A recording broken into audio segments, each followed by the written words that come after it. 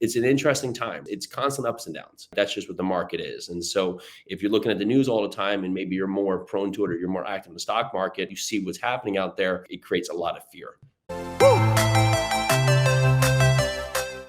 Ladies and gentlemen, welcome to Real Estate Investor MBA. My name is Tejas Gosai, and I've had the honor of helping hundreds of investors achieve the American dream by creating generational wealth through real estate.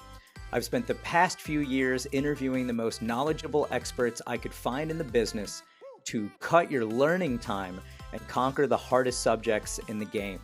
Check out rei.mba, which my team and I have packed with over 75 interviews and free access to our real estate roadmap, webinars, and publications. If you're listening, I am rooting for you, and you're already on your way to financial freedom. Cheers and happy hunting.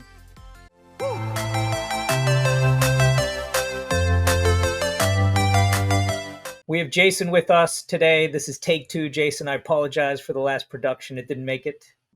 Hey, I'm psyched to be here. So things happen. I'm really excited to get back at it. And why not do it twice? Yeah, that's right. Well, we get to talk about some new stuff because the rates just went up to 8% and things have been kind of nutty. But first time on the show, would love to hear about your background, how you got here. You've been tremendous in managing money and working with investors and making sure it gets into the right real estate, mitigated risk, all that fun stuff. Bring us to date.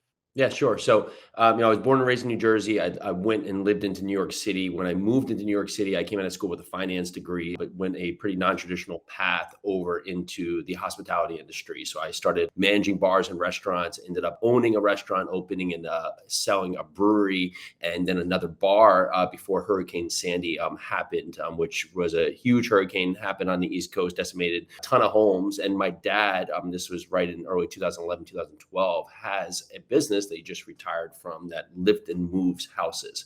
So his business would do about 10 to 12 projects a year based on how specialized it was. Well, one of the things he does is lift homes out of the floodplain. And so he would lift these homes and get them up. And you would only do this a couple of times. When Hurricane Sandy happened, his business went from these 10 to 12 jobs a year to 1,000 calls a day. Wow. So at that time, my wife now, Peely, was my girlfriend, and my brother was working for me in the city. Well, we ended up moving out of the city, moving to New Jersey just to help Dad take on just this onslaught of business that really helping these homeowners get back in their homes. So we went from those 10, 12 projects a year to about 250, sometimes 300 projects a year. I gotta pause you. I don't understand. You move a house. Correct. With the foundation, with everything. No, the foundation stays. And so what will happen here is that we'll take usually the house off of the foundation. So most houses are wood framed. So we'll separate it from the foundation by putting steel underneath. And the steel acts as a temporary foundation. And in there, just imagine Jenga blocks. There's usually sets of Jenga blocks that are within there. Inside those Jenga block stacks that are basically holding the weight at different portions are jacks. And those jacks typically can lift anywhere between 15 or 30 ton each jack. It will tie back to a manifest, and then my father or brother will run the manifest to be a jacking machine to lift the house up in an even fashion. So we would do this. We did this in 4 different states, Connecticut, we actually 5, including Massachusetts, Pennsylvania, New Jersey, New York, right? So we would run to a lot of states doing this. Majority of it was in New Jersey, did, a couple thousand projects and got a lot of people back in their homes. And we did that. But between the hospitality and the construction, I was constantly doing really service tasks, right? Which is great. However, it was such a specialized business in the construction world that if I didn't show up or my family didn't show up, we couldn't sub this work out, right? So there was no way to replace us. As a bartender, if I wasn't working, I didn't get tips, right? So fill in the blank, right? Well, we kept asking what else is there? Because Peely was pregnant with her first kid. We were, at this point, how do we start controlling back our time? And so real estate came up as a topic. We jumped in. Peely was pregnant. Went out and got a real estate license. And we started flipping and wholesaling homes, just doing a lot of really high intensive flips. But again, my action is taking the time, right? I'm actually between the construction and the real estate, I'm actually losing out on time. So we found out-of-state rentals through a connection. We started buying small rentals out of state about 1,000 miles away. And that's when my eyes opened to the opportunity to do this on a larger scale, because the economies of scale, I just couldn't see it owning, a ton of duplexes all around the country. It just seemed like a logistical nightmare. So I found large multifamily investing. That was back in 2000. Yeah. What year was this? 2016 was when I Okay. found about that. And we purchased, learned everything we could, surrounded ourselves with great people, got mentors, did a lot of things to put ourselves in a good position to know the process. We got it. And then we purchased a 94 unit in May of 2017. Wow. That was the first acquisition on the large apartment side. We've done somewhere about 26, 27, give or take, of them since then, with about 14 today. I'm actually selling a project today. 14 Congratulations. full circle projects. And then we've done, 27 off the count on that part, acquisition on the front side there. Majority here is around Nashville, Atlanta, but we have projects that we've done in 7 states now. It's awesome. Got to peel that back for a second because you went from like 0 to 20 to 30 to 300 miles an hour. And I love it that you use the word scale. I also love it that you work with your wife. My wife is, confidant. I don't think there's a successful married man that doesn't run most of their plays past their wife. Yeah. You know what it is they keep you in the right lane for the right time, right? So, sometimes it's just get it together. We are completely different, two different animals. I run it, my wife's Hawaiian, she goes at her Hawaiian pace, and that's perfect. And I'm moving 10 times, probably at times too fast, but she levels me to make sure that we're going at the right speed so we can accomplish the right task, right? And couldn't be more important. It's awesome. And I mean, that's a lot of logistics, systems, legal, property management, like every avenue. I run a fund. I can say that we're a smaller fund, hyper localized in Eastern Pennsylvania, and Yeah. I'm a big control freak, but I know you are too. So how did you go from where you were to like much larger projects? How did you legally do them, stay clean? How'd you find investors? Yeah, so there's roles that you have to have, right? So you have your internal partners and your external partners. In the first couple projects, we were doing, Peely and I, all of the internal roles. So you have lead generation, you have due diligence, you have underwriting, you have asset management, construction management, capital raising, right? You have guarantor, right? So those are the roles you usually have on the internal side. However, as you grow, you need to have the trust but verify solution of having people on your team that can help fulfill those roles, whether it's internally here at Yarusi Holdings or with other partners we bring on.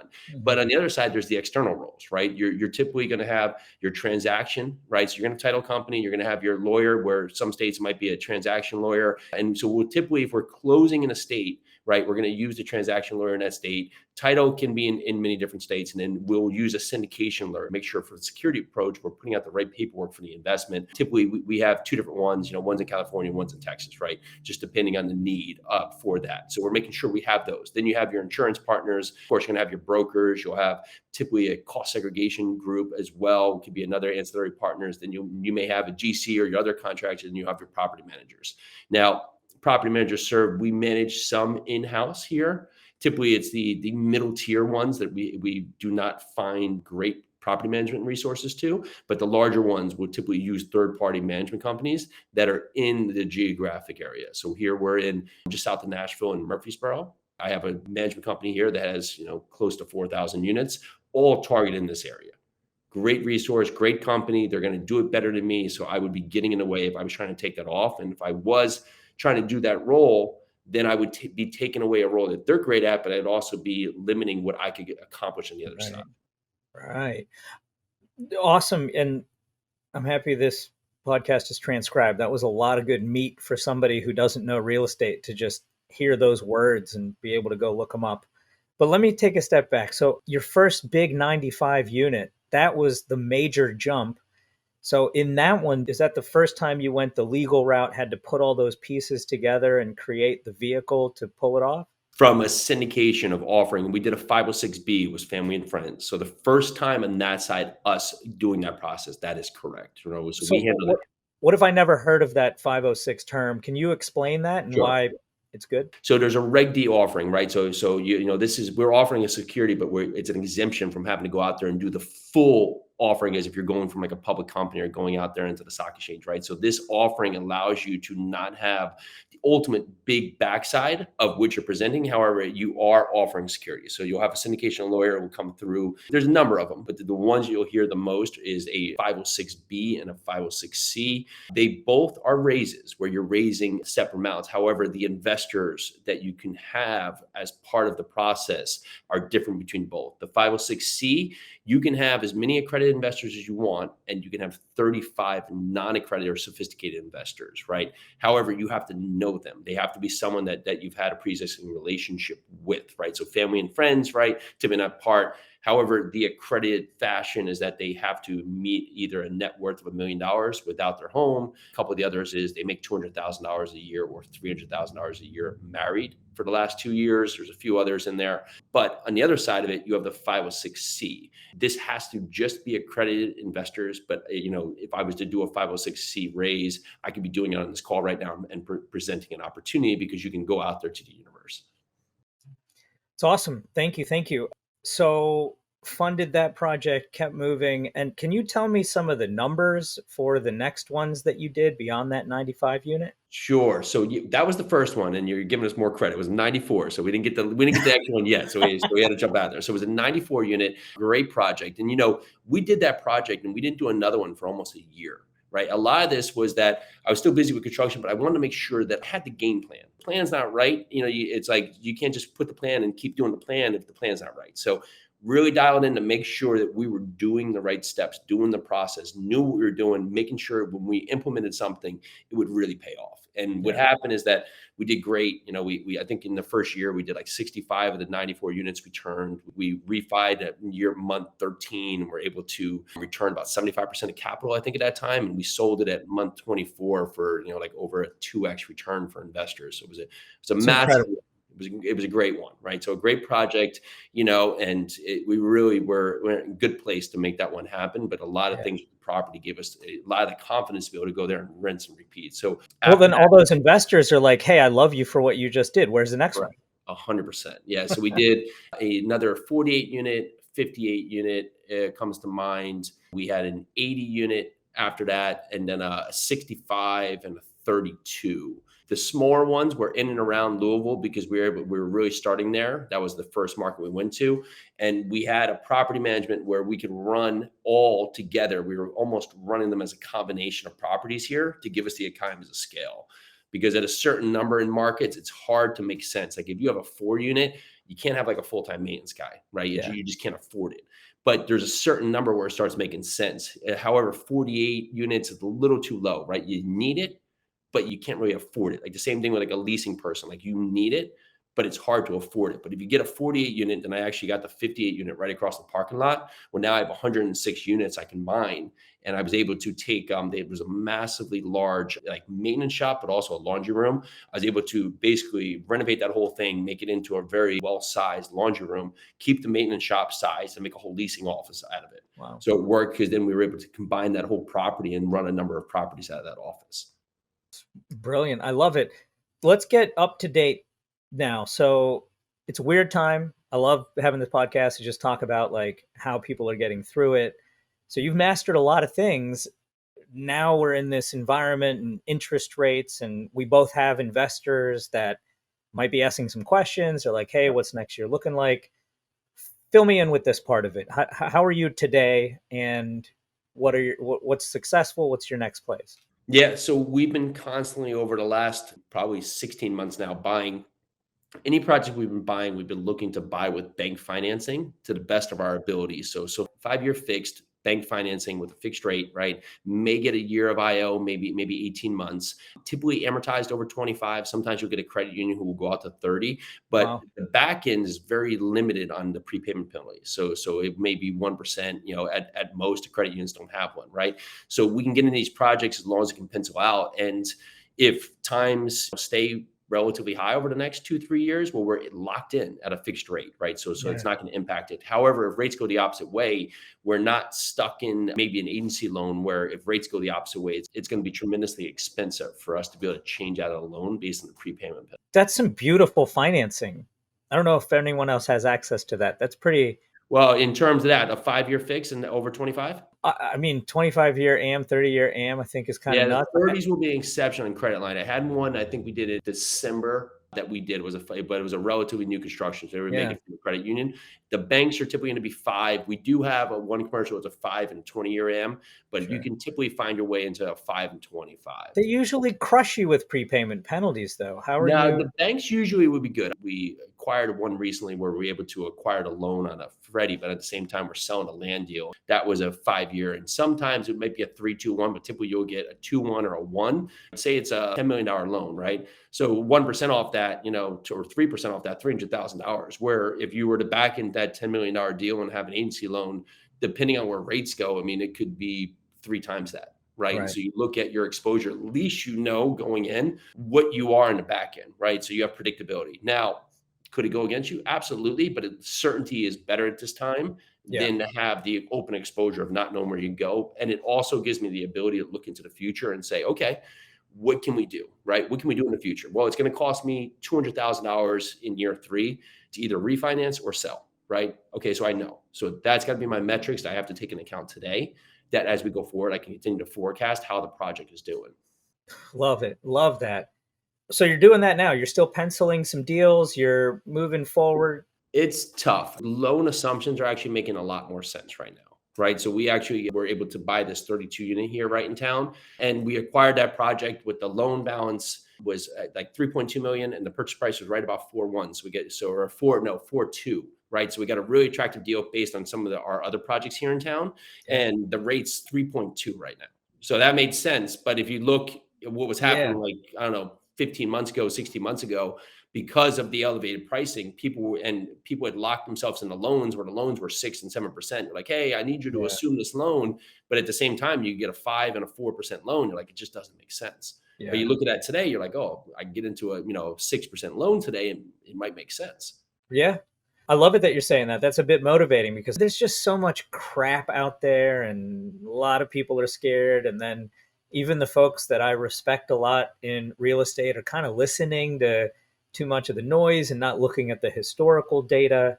Share that. Like, I know your 5 year, 10-year goals, but how do we deal with interest, geopolitical issues like the Fed? How are you monitoring all this? What's just your crystal ball?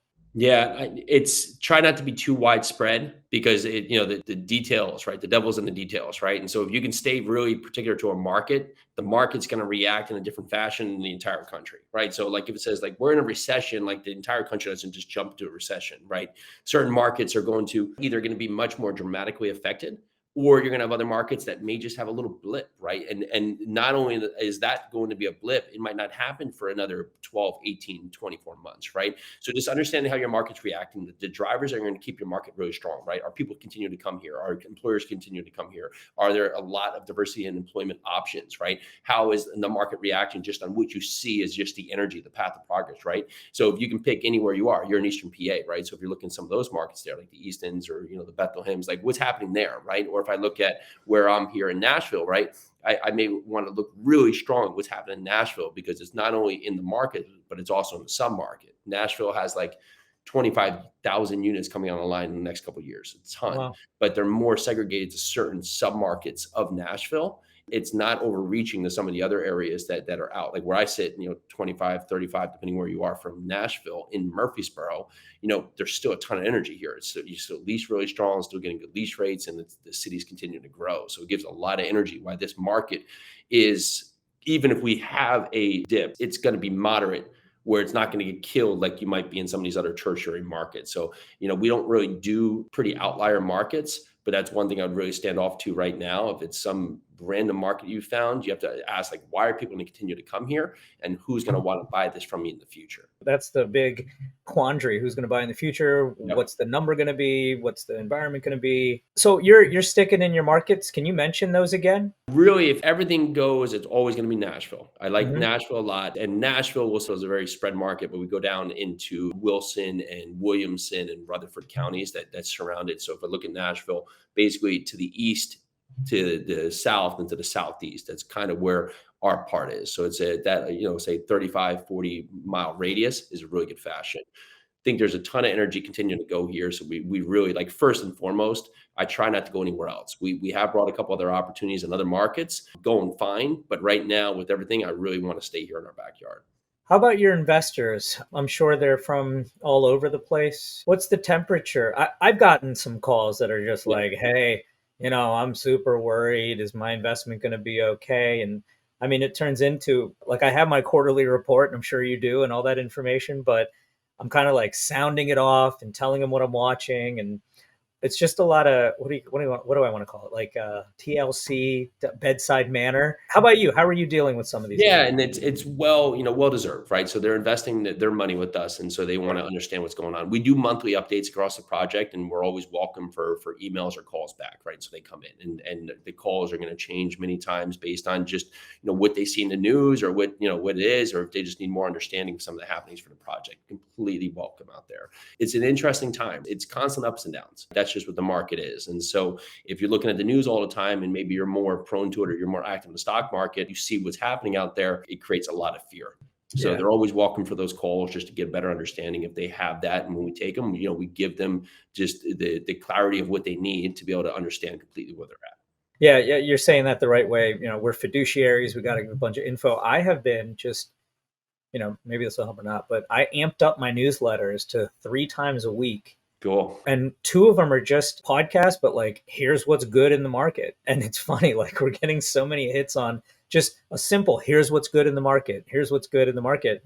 But yeah, that constant like reiteration of here's how we're hedging the bets. Here's what's going on. Asset classes, like we have just totally stuck in multifamily. I talked to other fund managers, some other folks like self-storage and things like that. It's interesting, but you're multifamily, right? Solely? We have 90+% is multifamily. I have a Yeah. couple, like one of the land projects, one we're selling today, and I have two other land projects, one office space in South Carolina, and then also multifamily that's right here. So Yeah. brand new, built a year ago. So that's one big thing with investors. I'm like, this is the safest asset class. Like, we're really trying to do it right. How about the environment of like the Fed? What do you think interest rates are going to stick at for a bit? You think we're going to go higher? When do you think it might stabilize or drop? I don't have the crystal ball. Who knows? You just keep acting like it is, but like where I'm trying to do is give myself as much options on the back end. Wish I had clarity, but no one does, right? Ideally, we're somewhere closer to the top, right? And like even what we're doing right there, so we're somewhere there. It's just the level of like, okay, we're going to moderately be at this point, but for how long? Mhm. Right? And traditionally, when it goes the other way, it goes down quick and rapidly. So, okay, for how long? Right? But there's a lot of things that keep us at these rates, right? The job market, a lot of things are just really strong right now. And so the world is also having other constraints that's just kind of putting pressure from everywhere else. But we come into an election season, you see how that goes. There's all these drivers that are outside of what's good for the country that pushes the direction of what the Fed may be making on decisions, even if they say they're completely independent. Yeah, you're nailing it. I don't know. Since COVID, it's like nothing just gets less crazy. It's just something Yeah. crazier. And I hate run-ups to the election because the internet is just not a safe space anymore. And Mhm. the text messages, the nonsense. And I'm a fan of the holidays and everything, but people check out November 15th until January 5th. It's like, where are you going? So bit of motivation, if you could help me. What do you tell the guys that are still trying to get into real estate? They want to buy their first 3 unit, 5 unit, a little bit different than what you and I are doing. But I'm a realtor. I still help a lot of clients that are, Yeah. I'm like, every year, I'm like, come on, now's the time. Now's the time. It's okay. It's okay. How do you motivate some folks? The hardest thing is to be specific with what you want because everything just sounds good. Like I want to buy a multifamily property could just be a tremendous amount of things. 3 unit, 10 unit, 100 unit, built today, built 20 years ago, built 100 years ago, right here, Des Moines, Iowa, Reno, Nevada, like all of that could be out there. So the more specific what you want, the easier it will be for you to find what you're looking for. I like that. We're getting close to time. How does somebody get a hold of you? How do we invest in you? That's great. So yarusiholdings.com is where my website is there. All of our contact information. Want to learn more about what we do as a company here, some of the projects we have under our belt, some of the other ones that we've gone through. We're happy to be set up an investor call with you. We launched a new podcast outside of our multifamily podcast called Live 100. So a lot about the most message that we live each and every day. So you're welcome to check that out as well. That is awesome. I got to give my full endorsement too, because Jason, I've seen you on social media. I will absolutely love what you do. And I don't think there's enough people that are this communicative and like just honest about what's happening. Everybody out there, check out Jason's stuff. It's Thank you. just incredible. And Jason, thanks for coming back on. Yeah, awesome to be here. For sure. That's Jason Yarusi Holdings. This is Tejas Gosai, rei.mba. We got a bunch of cool stuff on the website, iTunes, Spotify, Stitcher. Cheers, Jason. Thanks again.